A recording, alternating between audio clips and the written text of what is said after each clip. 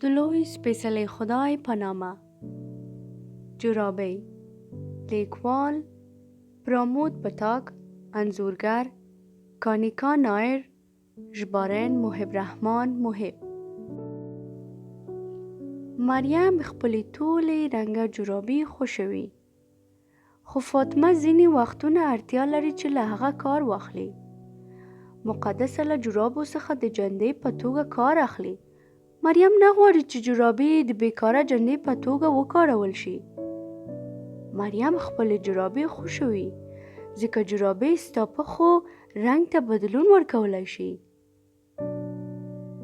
که تاسو سرې پښې غواړئ، سرې جورابي په پښو کړئ. که تاسو شنې پښې غواړئ، شنې جورابي په پښو کړئ. که تاسو رنګه پښې غواړئ، رنګه جورابي په پښو کړئ. دې رنګونه شته دي چې له هغه څخه وټاکئ. یو ورځ مریم یوه مفکوره درلوده.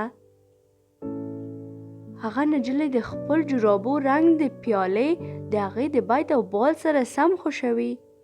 مریم وویل: ما وګوره، ما 3 نوي رنګه ملګري وموندل.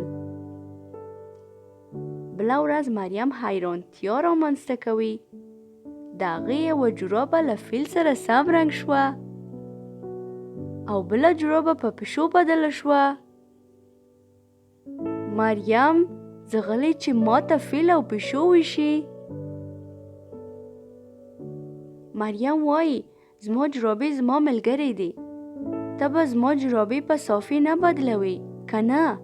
فاطمه خاندي او مریم ته یوه ښه غېږه ورکوي.